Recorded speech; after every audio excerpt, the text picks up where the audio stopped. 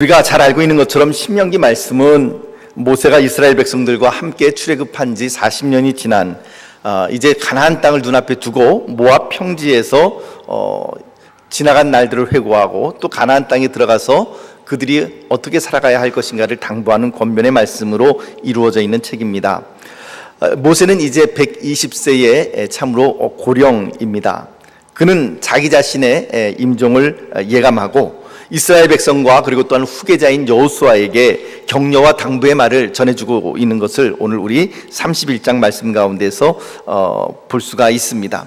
그때 이스라엘의 분위기가 어떠했을까요? 모세가 지금 이런 말을 할 때 예를 들면 2절 말씀 보면 그들에게 이르되 이제 내 나이 120세라 내가 더 이상 출입하지 못하겠고 여호와께서도 내게 이르시기를 너는 이 요단을 건너지 못하리라 하셨느니라. 즉 이제 내 역할은 여기까지가 끝이고 이제 내 뒤를 이어서 여호수아가 너희들을 이끌게 될 것이고 나는 너희와 함께 가나안 땅에 들어가지 못할 것이다. 나의 마지막은 여기까지다. 내 삶은 여기까지다 라고 하는 것을 이스라엘 백성들에게 확인시켜 주었을 때에 이스라엘 백성들의 마음 가운데에 어떤 마음이 들었겠습니까?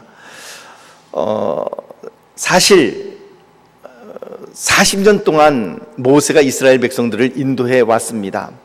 고비 때마다 위기 때마다 모세는 물론 이스라엘 백성들이 모세에게 반역하기도 하고 모세에게 불평하기도 하고 했지만 그러나 그때마다 모세가 하나님 앞에 나아가서 기도하고 그 모든 위기의 순간들을 다 타개하고 지금 이 자리까지 나아온 것입니다. 그 세월이 40년 세월입니다.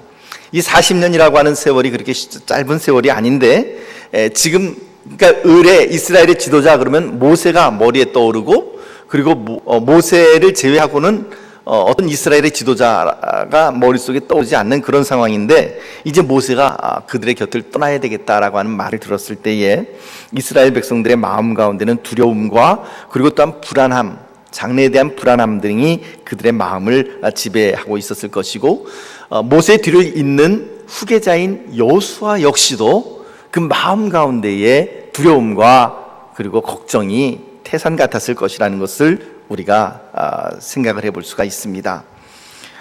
오랫동안 모세의 시종으로 비서 역할만 했는데 이제 여호수아는 모세가 떠나고 나면 어떻게 이 백성을 이끌 것인지 그 자신도 걱정이 태산입니다. 모세가 죽고 난 이후에 하나님께서 여호수아를 지도자로 세우신 이후에 하신 말씀을 보면 여호수아의 마음이 그 당시에 어떠했는지 그리고 지금 이런 말씀을 할 때 어떤 마음을 가지고 있는지 우리가 예측을 해볼 수가 있죠. 여호수아서 1장 9절 말씀 우리 함께 보도록 하겠습니다. 여호수아서 1장 9절 시작. 내가 네게 명령한 것이 아니냐 강하고 담대하라 두려워하지 말며 놀라지 말라 내가 어디로 가든지 내 하나님 여호와가 너와 함께 하느니라 하시느니라. 지금 여기도 보면 여호수아서 1장 9절에 모세가 죽고 난 이후에 하나님께서 여호수아에게 말씀하시는 게 뭐냐면 강하고 담대하라 라는 것입니다. 두려워하지 말고 놀라지 말라 라고 하는 것입니다. 여러 번 말씀드렸지만 이런 말을 한 이유는 여호수아의 마음 가운데에 두려운 마음이 있었기 때문에 놀랍고 그리고 걱정스러운 마음이 있었기 때문에 하나님께서는 여호수아를 세우기 위하여 강하고 담대하라 두려워하지 말고 놀라지 말라라고 하는 말씀을 하고 있는 것이죠. 이처럼 모세가 죽고 난 이후에 여호수아의 마음도 그랬지만 지금 이런 모세의 마지막 유언과도 같은 이런 말씀을 듣는 이스라엘 백성들의 마음에도 역시 말씀드린 것처럼 두려움과 걱정이 태산 같습니다. 그런데 모세는 그런 분위기를 감지한 듯 이 이스라엘 백성들과 그리고 여호수아에게 격려하는 말을 하고 있습니다. 권면하는 말을 하고 있습니다. 그것이 바로 무엇이냐면 너희 앞서 하나님께서 행하신다라고 하는 것입니다. 앞서 행하시는 하나님을 따라가기만 한다면 아무 걱정도 없이 불안해할 것도 없이 너희가 승리하고 너희가 성공할 것이다 라고 하는 것을 모세는 이야기를 합니다. 이 이야기는 이론적인 이야기가 아닙니다. 이것은 모세의 삶 전체 120년 동안의 그의 삶을 통하여서 모세의 삶에서 우러나온 처음에서부터 우러나오는 진정한 메시지인 것이죠. 단순히 이론적으로 이야기를 하는 것과 삶에서 우러나와서 힘이 나오는 말하고는 같은 말을 해도 그 힘이 다르게 마련입니다. 목사인 저도 역시 마찬가지죠. 설교를 할 때에 이론적인 그냥 머릿속에서 나오는 설교를 할 때와 가슴에서부터 우러나오는, 삶에서부터 우러나오는 뜨거운 설교를 할 때는 똑같은 말을 해도, 똑같은 메시지를 전한다 할지라도 우리 성도님들께서 받아들이는 강도가 달라질 수밖에 없습니다. 여러분들도 그것을 아시고 계시고 또 저도 역시 그것을 알고 있습니다. 이처럼 모세가 너희 앞서 행하시는 하나님을 따라가라, 이 메시지를 전했을 때 이 메시지는 모세의 삶 전체에서부터 우러나온 체험적인 메시지였습니다. 아주 강하고 힘이 있는 것이었습니다. 그러므로 그는 자신 있게 자기의 삶에서 우러나왔기에 이스라엘과 여호수아에게 이 권면의 말씀을 할 수 있었고, 아무런 염려나 아쉬움 없이 이제 자기가 퇴장할 수 있는 그런 분위기를 만들어 놓고 있는 것이죠. 그렇다면 본문을 중심으로 모세가 경험한 하나님은 과연 어떤 분이신지를 살펴보고 그 하나님을 어떻게 따라가야 할 것인지를 오늘 우리들의 삶 가운데 역시 동일하게 적용해 보기를 원합니다. 모세는 출애굽 후 40년 동안 이스라엘을 인도해 왔습니다. 이제 가나안 땅을 목전에 두고 있는데, 근데 하나님께서 모세에게 가나안 땅에 들어갈 수 있도록 허락을 해주셨습니까? 안 해주셨죠. 왜 안 해주셨습니까? 물론 우리는 그 이유를 잘 알고 있습니다. 모세가 혈기를 부렸죠. 반석을 명하여 물을 내라 라고 이야기를 했는데, 이스라엘 백성들의 그 반역함으로 인하여서 심히 마음이 상한 모세가 반석을 쳐서, 지팡이로 쳐서 물을 냈던 것, 그것이 직접적인 1차적인 원인이 되었습니다. 하지만 그것만 가지고서 우리가 모세가 그렇게 실수를 했기 때문에 하나님께서 가나안 땅에 들여보내시지 않으셨다, 그렇게 볼 수는 없습니다. 진짜 이유가 좀 있습니다. 그것은 바로 무엇이냐면, 나중에 이제 여호수아서 말씀을 제가 강의를 다시 한번 할 때 그때 또 한번 이렇게 다른 각도로 설명을 해드리겠습니다만은, 오늘은 그 각도와는 좀 다른, 또 다른 면에서 한번 보기를 원합니다. 그것은 무엇이냐면, 혈기를 부린 것 때문도 있기도 하지만, 그러나 그보다 근본적인 이유는 바로 하나님께서는 모세와 그리고 이스라엘 백성들에게 이런 메시지를 주시기를 원하셨던 것입니다. 무엇이냐면, 진짜 지도자가 누구인가 라고 하는 것입니다. 이스라엘을 인도하고 이스라엘을 이끌어 가시는 진짜 지도자가 누구인가? 모세인가? 여호수아인가? 아니면 하나님인가? 라고 하는 것입니다. 만일 모세가 가나안 땅으로 들어가서 이스라엘 백성들을 이끌고 정복 전쟁을 했다고 치죠.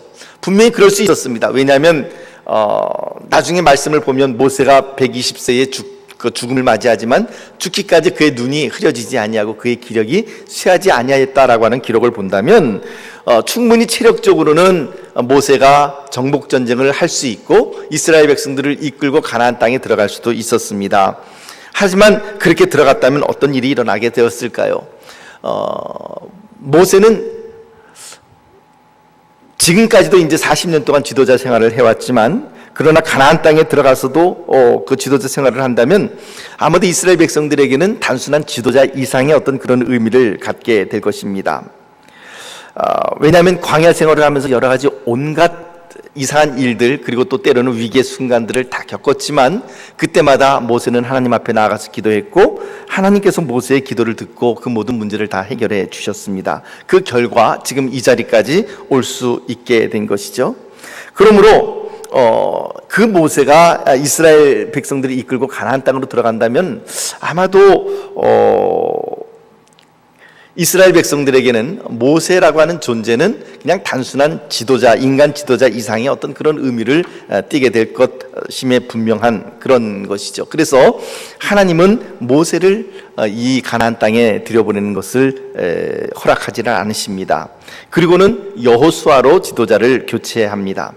이것이 우리들에게 의미하는 바는 무엇입니까? 인간 지도자는 아무리 그가 훌륭한 지도자요, 아무리 신실한 사람이라 할지라도 인간 지도자는 그냥 그저 도구일 뿐이고, 정말로 우리를 인도하시는 지도자는 누구인가? 하나님, 바로 그분이시다 라고 하는 사실을 밝히시는, 그것이 바로 여기에 드러나 있는 하나님의 의도입니다. 그래서 모세는 이런 사실을 너무나도 잘 알고 있었습니다. 그래서 모세는 40년 동안의 광야 생활의 체험에서 나온 고백이요, 그리고 또한 간증을 이와 같이 합니다. 4절 말씀을 보면 이렇게 기록을 하죠. 한번 4절 말씀을 같이 읽어볼까요? 4절 말씀 시작. 또한 여호와께서 이미 멸하신 아모리 왕 시온과 옥과 및 그 땅에 행하신 것과 같이 그들에게도 행하실 것이라. 자, 여기에서 보면은 누가 주어입니까? 4절 말씀 보면 여호와께서, 하나님 여호와께서 주어가 되고, 그 여호와께서 어떤 일을 행하십니까? 아모리 왕 시온과 옥과 및 그 땅을 멸하셨다, 이렇게 이야기를 합니다. 그런가 하면 신명기 29장 5절 말씀에서는 40년 광야 생활을 좀 더 구체적으로 이렇게 간증합니다. 우리가 지난번에 살펴보았던 말씀인데 29장 5절 말씀 보면 이렇게 이야기를 합니다. 주께서 40년 동안 너희를 광야에서 인도하게 하셨거니와 너희 몸의 옷이 낡아지지 아니하였고 너희 발의 신이 헤어지지 아니하였으며. 여기서 주어는 누구입니까? 주께서라고 하는 것이죠. 그 다음에 그 주님께서 하신 일이 무엇입니까? 40년간 광야에서 너희를 인도하셨다라고 하는 것입니다. 물론 다른 각도로 보면 또 그들의 몸에 옷이 낡아지지 아니하고 발의 신이 헤어지지 않게 하신 분도 하나님이시다라는 것을 우리가 고백할 수밖에 없습니다. 신명기 오늘 본문 말씀 31장 3절 말씀 보면은 또 이렇게 기록을 합니다. 여호와께서 이미 말씀하신 것과 같이 내 하나님 여호와께서 너보다 먼저 건너가사 이 민족들을 내 앞에서 멸하시고 내가 그 땅을 차지하게 할 것이며 여호수아는 내 앞에서 건너갈지라. 자, 여기에서 이 행동의 주체는 누가 됩니까? 주어는 여호와께서, 또 여호와께서입니다. 여호와께서 너보다 먼저 건너가셔서 이 민족들을 내 앞에서 멸하시겠다, 그 땅을 차지하게 하겠다, 이렇게 이야기를 하시는 것이죠. 5절 상반절 말씀 우리 같이 볼까요? 5절 상반절 함께 읽어봅니다. 시작. 또한 여호와께서 그들을 너희 앞에 넘기시리니. 거기까지요. 자, 거기 보면 또 행동의 주체는 누구입니까? 여호와입니다. 여호와께서, 주어는 여호와이고 하시는 일은 무엇입니까? 그들을 너희 앞에 넘기시겠다, 이렇게 이야기를 하는 것이죠. 6절 말씀 봅니다. 6절 제가 읽어드리겠습니다. 너희는 강하고 담대하라. 두려워하지 말라. 그들 앞에서 떨지 말라. 이는 내 하나님 여호와 그가 너와 함께 가시며 결코 너를 떠나지 아니하시며 버리지 아니할 것임이라 하고. 자, 여기도 보면은 너희가 강하고 담대하고 두려워하지 말고 그들 앞에서 떨지 말아야 될 이유가 무엇이라고 얘기를 합니까? 그 다음에 주체는 이는, 왜 그러냐면 주어가 누굽니까? 내 하나님 여호와 그가, 그분께서 하시는 일이 뭐예요? 너와 함께 가시며 결코 너를 떠나지 아니하시며 버리지 아니할 것이기 때문에 너희는 두려워하지 말아라, 이렇게 이야기를 합니다. 8절 말씀 한 번 더 마지막으로 읽어봅니다. 8절 같이 읽어봅니다. 시작. 그리하면 여호와 그가 내 앞에서 가시며 너와 함께하사 너를 떠나지 아니하시며 버리지 아니하시리니 너는 두려워하지 말라, 놀라지 말라. 자, 여기서도 주어가 뭡니까? 그리하면 여호와 그가, 하나님이 또다시 주어가 됩니다. 여호와 그가 하시는 일은 뭡니까? 내 앞에서 가시며 너와 함께 하사 너를 떠나지 아니하시고 버리지 아니하시겠다, 이렇게 이야기를 합니다. 사랑하는 성도 여러분, 지금 제가 한 5, 6 구절을 갖다 이렇게 쭉 읽었습니다. 함께 우리 같이 읽었는데 이 모든 구절들의 공통점이 무엇이라고 보이십니까? 지금 제가 계속 읽으면서 힌트를 드렸는데 주어가 여호와께서 혹은 여호와 그가, 하나님께서 주어가 되는 거예요. 사랑하는 성도 여러분, 우리의 삶은 우리가 살아가지만, 내 삶은 내가 살아가지만 주체는 결코 내가 아닌 것을 기억하시기를 바랍니다. 누가 우리의 삶을 움직여 나가십니까? 하나님 그분께서 움직여 나가시는 거예요. 그것이 바로 참된 신앙의 고백입니다. 사랑하는 성도 여러분, 지금도 이 신명기 말씀을 우리가 쭉 살펴보았던 것처럼 주어는, 공통적인 것은 여호와께서, 여호와 그가, 이렇게 이야기를 하고 있고, 그 다음에 반복해서 나오는 이 구절이 어떤 구절입니까? 동사가 어떤 구절들이 나오냐면 하나님이 여호와 그분께서 백성들과 함께 동행하시고 혹은 앞서가시고, 이런 이야기들을 계속해서 하고 있는 것을 볼 수가 있습니다. 하나님께서 이스라엘 백성들과 함께 동행하시고 하나님께서 이스라엘 백성들을 앞서 행하심으로 말미암아 이스라엘 백성들에게 무엇을 가져다 주십니까? 승리를 가져다 주시고 이스라엘 백성들 앞에서 그들의 갈 길을 인도하시는 바로 그 하나님의 모습이 바로 계속해서 신명기의 말씀 가운데 등장하고 있는 것을 우리가 볼 수가 있습니다. 이런 하나님의 모습, 모든 원수들을 미리 파하시고 그리고 또한 승리를 예비하시는 그 하나님의 모습을 출애굽기 15장 3절 말씀에서는 이렇게 표현하고 있습니다. 여호와 그분은 용사시니 여호와는 그의 이름이시로다. 여호와는 뭐라고요? 용사이시다. 이렇게 이야기를 하고 있는 것입니다. 이스라엘 백성, 이스라엘 군대 앞에서 행하시는 군대 장관의 모습, 그것이 바로 우리 하나님의 모습이기도 하다라고 하는 것입니다. 사랑하는 성도 여러분, 이 말씀이 도대체 왜 그렇게 중요합니까?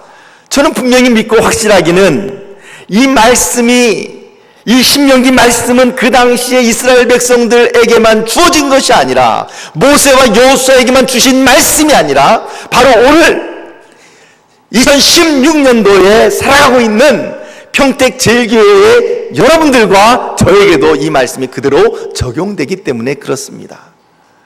사랑하는 성도 여러분, 우리 앞에도 때로는 너무나도 얼마나 많은 어려움이 있습니까? 얼마나 많은 광야와 같은 그런 고난을 우리가 때로는 겪고 지금까지 또한 나와왔습니까? 또 앞으로 우리가 걸어가야 할 길 가운데 얼마나 많은 어려움들이 또한 있겠습니까? 그러나 그럼에도 불구하고 하나님께서 오늘 우리들에게 말씀해 주시는 것은 무엇입니까? 하나님께서 하신다는 것입니다. 여러분, 이것을 믿으십니까?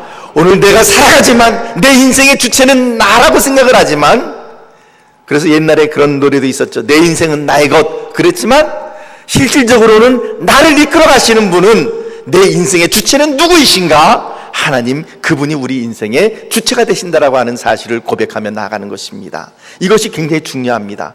그뿐만 아니라 그분은 또한 어떤 분이십니까? 우리보다 앞서 행하시는 분입니다. 내 앞서 행하시는 분, 나보다 앞서 행한다라고 하는 말의 의미는 대체 무엇일까요?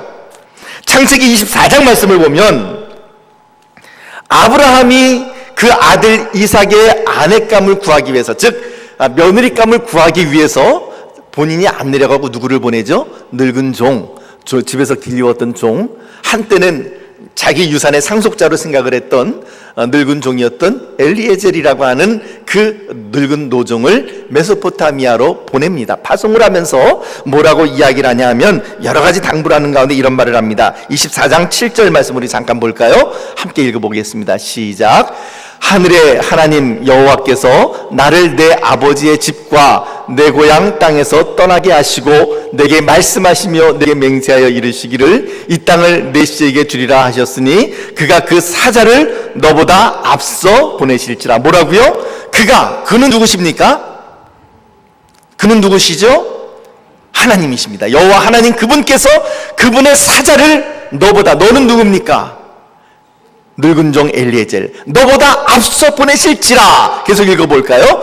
내가 거기서 내 아들을 위하여 아내를 택할지니라. 이렇게 이야기를 합니다.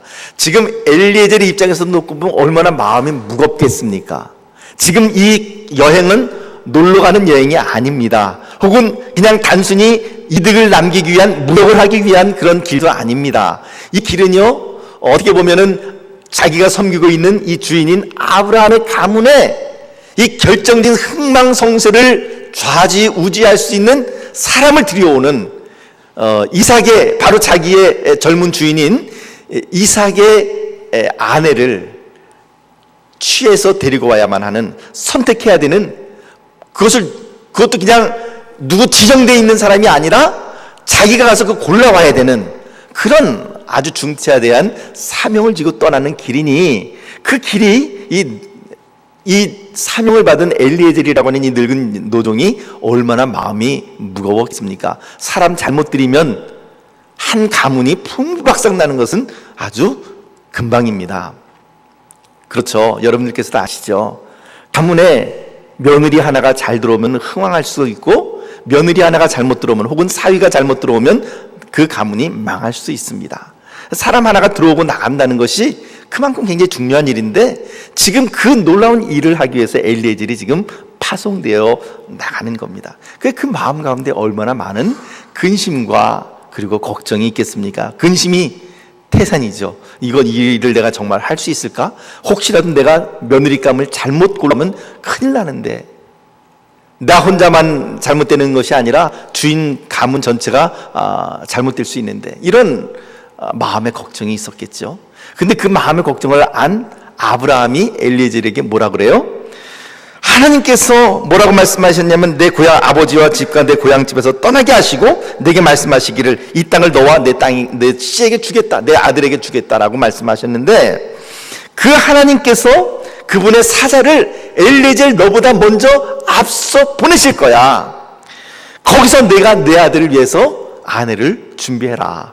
그 말의 의미는 무엇이냐면 엘리에젤 걱정하지 말아라. 누가 하신다고요? 하나님께서 하실 거야. 이 말이 바로 지금 아브라함이 그 노종에게 하고 있는 말인 것이죠.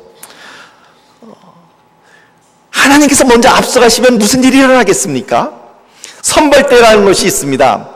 우리 교회에서도 작년 그리고 금년에도 그랬습니다마는 5월 5일 날 노회에서 이렇게 체육대회를 하게 되면 그냥 당일날 가서 이렇게 텐트 막 아무데나 치는 게 아닙니다. 미리 선발대가 가서 장소를 딱 물색해 놓고요. 그리고는 그 전날 가서 텐트를 치든지 아니면 그 전날 텐트를 못 치면 당일날 일찍 새벽기도 마치고 가서 미리 좋은 장소에다가 이렇게 텐트를 쳐놓고 자리를 선점합니다. 그게 선발대가 가서 하는 일이죠. 선발대가 가서 모든 일들을 다 평정해 놓고 나면 그 다음에 이제 우리 교회 성도님들이 오시는 거죠. 뒤에 오시는 성도님들은 앞에서 선발대가 어떤 일을 했는지는 모르지만 그러나 이미 텐트가 쳐져 있고 그리고 편안한 자리에서 휴식하시고 그리고 경기를 보게 되는 것입니다. 선발대 역할을 하는 것이 바로 그런 거죠. 근데 하나님께서 무슨 역할을 하시면 선발대 역할을 하신다는 거예요. 하나님께서 미리 다 가서 작업을 다 해놓으시니까 그 다음에 뒤에 가는 엘리에젤은 하나님께서 준비해 놓으신 거 그냥 그 과실을 따먹기만 하면 된다 이겁니다. 바로 그것이 하나님 여호와 그분께서 너보다 앞서 너의 그분의 사자를 보내신다라고 하는 이 말의 의미입니다. 그렇다면 여러분, 오늘 하나님께서는 여러분들의 삶을 그냥 그대로 내버려 두시겠습니까? 오늘 하나님께서는 여러분들의 삶을 그냥 너는 네가 알아서 살아라 이렇게 이야기하십니까? 여러분들의 자녀에 대해서 걱정하는 그런 마음들을 그냥 그대로 네 아들은 네 딸은 네 알아서 잘 살 테니까 그냥 놔둬라 이렇게 말씀하십니까? 아니라는 거예요. 하나님은 뭐라고 말씀하십니까? 내가 너보다 먼저 앞서가서 그 자리에 가서 너의 자녀를 위해서 그리고 너를 위해서 내가 이 모든 일들을 미리 행해 놓는다. 이것이 바로 너보다 앞서 행하시는 하나님이시다라고 하는 말의 의미인 것입니다. 사랑하는 성도 여러분, 걱정하시겠습니까? 걱정되시죠? 그런데 걱정하지 마십시오. 그 말씀을 신명기의 이스라엘 백성들에게 그리고 모세와 여호수아에게만 하신 것이 아니라 오늘 하나님께서 그 말씀을 동일하게 저와 여러분들에게도 주시는 말씀인 줄 믿으시기를 바랍니다. 하나님께서 준비하시고 계세요. 하나님께서 미리 가 계시는 거예요. 어디? 그 자리에, 그 고통스러운 자리에, 그 고난의 자리에, 그 어려운 자리에 하나님께서 먼저 가 계시다라는 것입니다. 예수님께서도 그렇게 말씀하셨습니다. 그분께서 제자들에게 돌아가시기 전에, 십자가에 돌아가시기 전에 제자들에게 그렇게 말씀하셨습니다. 인자가 장로와 서기관들과 그리고 장로들에게 붙잡혀서 고난을 받고 죽임을 당한 이후에 다시 부활하실 것이고 부활하신 후에는 내가 너희를 갈릴리에서 보리라 이렇게 말씀을 하셨습니다. 갈릴리 호수에서. 그리고 그분께서는 실제로 십자가에 못 박혀 돌아가셨습니다. 천사가 여자들에게 나타났습니다. 그리고 그 여인들에게 하신 메시지가 무엇입니까? 예수께서 말씀하시던 대로 살아나셨고 그분께서 너희보다 앞서 갈릴리에 가 계시나니 너희가 거기서 그를 뵈리라 이렇게 이야기를 하는 거죠. 갈릴리, 그것이 의미하는 바는 바로 이스라엘 그 12제자들에게는 바로 그것이 바로 주님을 만나야 할, 다시 제자리로 돌아가야 할, 그들이 회복돼야 될 자리였던 것이죠. 그들이 돌아가야 할 자리가 바로 갈릴리였는데 그 자리에 예수님께서 먼저 가 계시다라고 하는 말씀을 천사가 여인들에게 전달을 해주고 있는 것을 볼 수가 있습니다. 사랑하는 성도 여러분, 우리가 살아가는 동안에 하나님께서는 이미 여러분들보다 앞서 행하시고 계십니다. 그 구렁텅이에 여러분들만 미는 것이 아니라 주님께서는 같이 손잡고 가시는 정도가 아니라 먼저 가서 기다리고 계세요. 그리고는 그 어려운 처지 가운데서 주님께서는 말씀하시죠. 내가 너보다 먼저 와서 여기서 너를 기다리고 있다. 걱정하지 말고 이리 와라. 두렵지만 이리 와라. 계속해서 하나님께서 말씀하시는 게 뭐예요? 지금 이스라엘 백성들에게 두려워하지 말아라, 놀라지 말아라, 담대해라, 대범하라. 이것이 바로 하나님께서 이스라엘 백성들에게 주시는 메시지지 않습니까? 사랑하는 성도 여러분, 고민이 없는 사람이 어디 있겠습니까? 아픔이 없는 사람들이 어디 있겠습니까? 힘들지 않은 사람이 어디 있겠습니까? 우리 모두가 다 그런 무거운 짐을 지고 살아갑니다. 그런데 중요한 것은요, 그 무거운 짐 때문에 낙담하지 않는 것입니다. 무거운 짐 때문에 좌절하지 않는 것입니다. 무거운 짐 때문에 두려워하지 않는 것입니다. 왜요? 하나님께서 먼저 가 계시겠다 그랬으니까, 너희보다 앞서 행하시겠다고 말씀하셨으니까, 너희보다 먼저 구름기둥과 불기둥으로 너희보다 먼저 그 일을 개척하고 계시겠다라고 말씀을 하셨으니까 우리가 두려워하지 말아야 되는 것이죠. 사랑하는 성도 여러분, 그렇다면 하나님이 우리 앞서 가시는 분이시라면 우리가 해야 될 일은 무엇입니까? 그분의 뒤를 따라가는 것입니다. 어떻게 하나님을 따라갈까요? 구체적인 방법을 한번 살펴보죠. 첫째는 믿음으로 맡기는 것입니다. 한번 따라서 해볼까요? 믿음으로 맡기라. 6절 말씀에도 너는 마음을 강하게 하고 담대히 하라 라고 하는 모세와 여호수아에게, 그리고 이스라엘 백성들에게 주시는 이런 그 말씀을 하시는 주님의 의도는 무엇입니까? 내가 거기 있으니까 어떻게 하라고요? 내가 거기 있으니까 나를 믿고 따라와라 라고 하는 것이죠. 나에게 너의 삶을 좀 맡겨봐라 라고 하는 것입니다. 우리나라는 남사당 패들이 보면 이제 외줄타기를 자주 하죠, 그죠? 우리 몇 년 전에도 한번 그 야외 예배 갔을 때 남사당 그 패들이 이렇게 거기서 외줄타기 공연하는 것을 우리가 보지 않았습니까? 우리나라에서 이제 그 외줄을 그렇게 좀 낮은 곳에서 이렇게 타지만, 근데 외국 같은 경우는 종종 아주 이 고층 빌딩과 고층 빌딩 사이에 이 줄을 매달아 놓고 거기에 그것을 건너가는 사람들이 있습니다. 그러니까 혹시 보셨습니까? 아주 기다란 막대를 갖다 손에 잡고서 균형을 잡아가면서 이렇게 걸어 나가는 사람들이죠. 근데 그렇게 건물과 건물 사이를 타는 외줄타기에 아주 달인이 있었습니다. 그래서 많은 사람들이 모인 가운데서 정말로 그 건물과 건물 사이, 아주 수십 층 그 높이의 건물과 건물 사이에 줄을 매달아 놓고 그것을 무사히 건너갔습니다. 모든 관중들이 박수를 치며 환호를 했습니다. 그러자 이분이 이렇게 질문을 했습니다. 여러분, 제가 지금 이 외줄을 건넜는데 제가 지금 이 의자를 제 어깨 위에 메고 건너가려고 합니다. 여러분, 제가 이 외줄을 건너갈 수 있을까요? 그랬더니 사람들이 다 박수를 치면서 예, 우리가 당신이 의자를 메고서 분명히 건너갈 줄 믿습니다. 그것을 건너갈 수 있으리라고 믿습니다 라고 얘기를 했습니다. 그래서 외줄타기의 명인이 과연 의자를 그 어깨 위에 걸치고 그 줄을 건너갔습니다. 다 건너고 난 다음에 또 이 명인이 또 사람들에게 이렇게 질문했습니다. 환호하는 관중들을 향하여서, 여러분, 제가 지금 이 의자를 제 어깨 위에 이렇게 메고 왔는데, 만약에 제가 여기에 사람을 태우고 이 외줄을 건넌다면 여러분들 제가 이 외줄을 무사히 건널 수 있으리라고 믿습니까? 그러니까 사람들이 어떻게 했겠습니까? 막 박수를 치면서 믿습니다, 우리는 당신이 그렇게 할 줄 분명히 확실합니다 라고 이렇게 얘기를 하고 박수를 쳤습니다. 그러자 그 명인이 사람들에게 그렇게 질문했습니다. 자, 그러면 이제 제가 건너갈 터인데 이 의자 위에 올라오실 분 손 들어 보십시오. 손 드는 사람이 있었을까요? 아무도 없었습니다.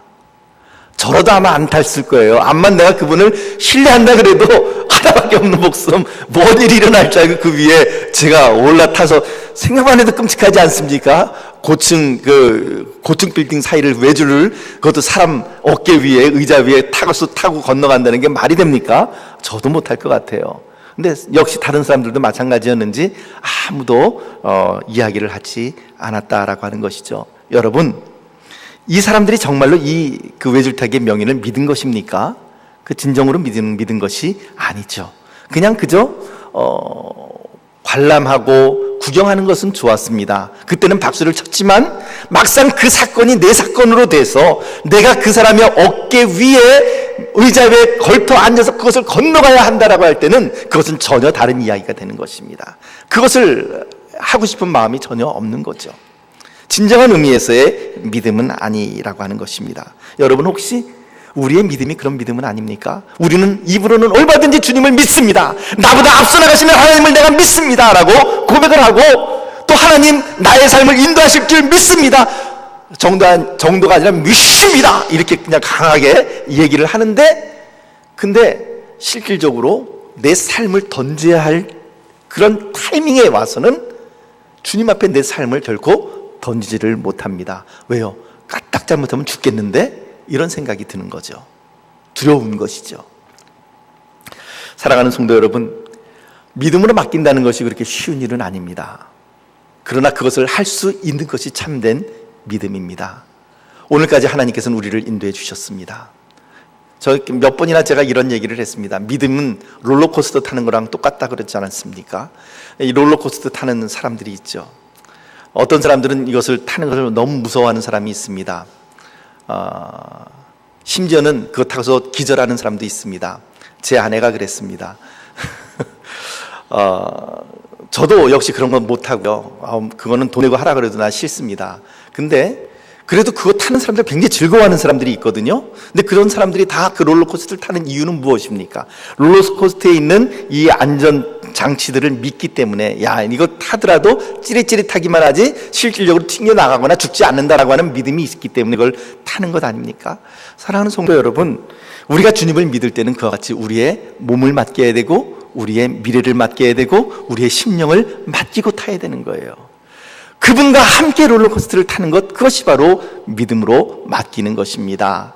사랑하는 성도 여러분, 오늘 주님께서는 분명히 우리들에게 선포해 주셨습니다. 내가 너보다 먼저 가서 기다릴게 라고 말씀하셨습니다. 내가 너보다 먼저 앞서 행할게 라고 말씀하셨습니다. 그 다음에 우리가 해야 될 일은 무엇입니까? 그 길이 천길 낭떠러지 같다 할지라도 주님께서 먼저 가셨다면 우리는 그 길을 따라가는 것이죠. 어떻게 해요?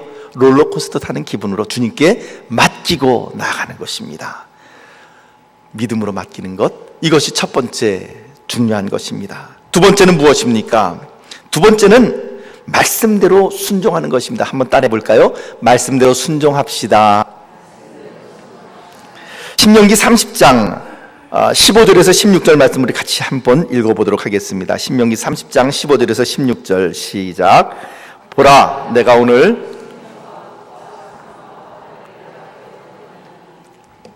16절 곧 내가 오늘 내게 명령하여 내 하나님 여호와를 사랑하고 그 모든 길로 행하며 그의 명령과 규례와 법도를 지키라 하는 것이라. 그리하면 내가 생존하며 번성할 것이요 또 내 하나님 여호와께서 내가 가서 차지할 땅에서 내게 복을 주실 것임이니라. 아멘. 신명기 전체의 말씀은 요약하면 바로 이 말씀입니다. 신명기 전체에서 계속 우리들에게 이야기하는 것은 무엇입니까? 하나님의 은혜를 기억하라, remember, 기억하라라고 하는 말씀이고요. 두 번째는 무엇이냐면은 하나님의 말씀에 순종하면 그것이 너희에게 생명과 복이 되지만 하나님의 말씀에 불순종하면 그것이 너희에게 저주와 죽음이 될 것이다. 이것이 계속 등장하는 신명기의 아주 이 골조와도 같은 뼈대와도 같은 말씀입니다. 주님께서는 오늘 신명기 30장 15절에서 16절 말씀 이렇게 이야기합니다. 보라, 내가 오늘 생명과 복, 사망과 화를 네 앞에 두었다. 이제 그 다음에 선택의 몫은 누구 거라고요? 너희 것이라는 거예요. 하나님은 오늘도 우리들에게 말씀하십니다. 평택제일교회 성도들아, 내가 너희 앞에 생명과 복을 두었고 그리고 저주와 사망과 화를 내가 두었는데 이제 너희는 무엇을 선택하겠느냐? 주님께서 오늘 우리들에게 그것을 묻고 계시는 것입니다. 사랑하는 성도 여러분, 무엇을 선택해야 되겠습니까? 이것이 이 하나님의 말씀이 우리들에게 생명과 복이 되어야 되지 않겠습니까? 그것이 우리들에게 저주와 사망과 화가 된다면 그 얼마나 끔찍한 일입니까? 사랑하는 성도 여러분, 그것이 생명과 복이 될 수 있는 유일한 방법이 뭐라고요? 말씀대로 순종하는 거예요. 순종하기 위해서는 어떻게 해야 됩니까? 믿고 하나님께 맡겨야 되는 것이죠. 앞의 말씀과 연결되는 것입니다. 사랑하는 성도 여러분, 신명기 1장 33절 말씀을 보면 우리들에게 이렇게 말씀을 하십니다. 그는 너희보다 먼저 그 길을 가시며 여기도 또 그렇게 나오네요. 그는 너희보다 먼저 그 길을 가시며 장막 칠 곳을 찾으시고 밤에는 불로 낮에는 구름으로 너희가 갈 길을 지시하시는 자이시니라. 하나님은 어떤 하나님이신가? 너희보다 앞서서 구름 기둥과 불 기둥으로 너희의 길을 인도하시는 하나님이시다라고 말씀을 하고 계시는 것이죠. 불 기둥과 구름 기둥은 그러므로 보이지 않는 하나님의 임재의 상징이었습니다. 하나님께서 멈추면 백성들도 멈추어야 했고, 그것이 움직이면 백성들도 움직여야 하는 것이었습니다. 그러니까 불기둥과 구름기둥이 바로 그들의 길을 인도하는 바로 그런 신호기 역할을 하게 되는 것이죠. 하나님의 말씀이 그와 같습니다. 하나님께서는 오늘 우리들에게 그렇게 말씀을 해주셨습니다. 이제 내가 너희들에게 축복과 생명을, 혹은 저주와 사망을 내가 너희 앞에 두었는데 이제 너희가 무엇을 선택할 것이냐. 이제 하나님의 말씀이 너희에게 주어졌는데 이 말씀대로 너희가 순종하면 너희의 길은 생명과 축복으로 나가겠지만, 그러나 이 말씀에 대해서 불순종하고 거역하면 너희의 삶은 사망과 저주로 나가게 될 것이다 라고 이야기를 합니다. 여호수아서 1장 7절에서 8절 말씀에도 동일한 원리가 이렇게 소개되어 있습니다. 오직 강하고 극히 담대하여 나의 종 모세가 내게 명령한 그 율법을 다 지켜 행하고 우로나 좌로나 치우치지 말라. 그리하면 어디로 가든지 형통하리니 이 율법책을 내 입에서 떠나지 말게 하며 주야로 그것을 묵상하여 그 안에 기록된 대로 다 지켜 행하라. 그리하면 내 길이 평탄하게 될 것이며 내가 형통하리라. 아멘. 하나님께서는 오늘 우리들에게 이미 다 결론을 보여주셨습니다. 사랑하는 성도 여러분, 하나님의 말씀은 오늘 우리들에게 나침판과 같은 역할을 합니다. 우리들이 어디로 가야 할 것인가를 하나님의 말씀은 지시해 주십니다. 말씀을 정리합니다. 이제 지금까지 우리의 삶을 하나님께서는 인도해 주셨습니다. 이 우리가 지금까지의 모든 삶과 경험을 총정리해서 이제 우리가 한 가지 추론할 수 있는 것은 무엇이냐면, 지금까지 인도하신 하나님께서 앞으로도 우리의 삶을 인도해 주실 것이다 라고 하는 분명한 확신이 있습니다. 그런데 내 자신의 경험에서부터 우러나오는 것도 있지만, 그러나 무엇보다도 하나님께서 그것을 우리들에게 확증시켜 주시고 계십니다. 사랑하는 성도 여러분, 지금까지 살아온 삶이 있지만 앞으로 우리들에게 얼마가 남아있든지 남아있는 삶이 있습니다. 그 삶은 아직까지 우리들에게 닥치지 않았기 때문에 미지의 세계이고, 또 때로 그렇기 때문에 불안스러운 그런 세계이기도 합니다. 그런데 그때마다 우리가 기억해야 될 것이 있죠. 무엇입니까? 누가 우리보다 앞서가신다고요? 하나님께서 우리보다 앞서가신다고요. 하나님께서 우리의 길을 예비해 놓으신다고요. 그래서 하나님께서 그 길을 예비해 놓으시기 때문에 하나님께서 우리들에게 말씀하시는 게 뭐라고요? 두려워하지 말아라, 놀라지 말아라, 담대하라, 강하라 말씀하십니다. 하나님의 말씀을 지키는 데 있어서 강하고, 그렇게 가면 망할 것 같지만은 결코 망하지 않기 때문에 걱정하지 말라고 말씀하시고, 하나님의 말씀을 따라 의롭게, 하나님의 말씀을 따라 사랑으로 그와 같이 너희의 길을 걸어갈 수 있다면, 나의 뒤를 쫓아올 수 있다면 너희의 길은 형통할 것이다. 하나님께서는 오늘 우리들에게 그렇게 말씀하시고 계시는 것입니다. 사랑하는 성도 여러분, 이제 어떻게 하시겠습니까? 하나님께서 말씀하신 것처럼 이제 저도 여러분들에게 또 이런 질문을 합니다. 어떻게 하시겠습니까? 무엇을 선택하시겠습니까? 무엇을 바라보며 나가시겠습니까? 우리가 분명히 믿기는, 우리가 승리해야 될 길, 우리가 축복받아야 될 길, 그 길은 오직 하나님께 있다는 것을 기억하십시오. 하나님을 바라보십시오. 그리고 우리보다 먼저 앞서가신 그분을 바라보며 나아갑시다. 그리고 결코 두려워하지 말고 겁내지 말고 투벅투벅 그 뒤를 쫓아갈 때 하나님의 말씀이 오늘 우리를, 저와 여러분들을, 평택제일교회를 생명으로 인도하는 놀라운 신호기 역할을 하게 될 것입니다. 오늘 그 말씀을 따라 그렇게 축복의 길로 나아가시는 저와 여러분들이 되시기를 예수님의 이름으로 축복합니다. 기도하겠습니다. 하나님 아버지, 주님께서 우리의 앞서 가시는 분이심을 알고 감사를 드립니다. 주님 앞에 우리의 삶을 내어 맡기게 하여 주시옵소서. 주님의 말씀을 따라 온전히 순종함으로만 나가게 하여 주시옵소서. 예수님 이름으로 기도하옵나이다. 아멘.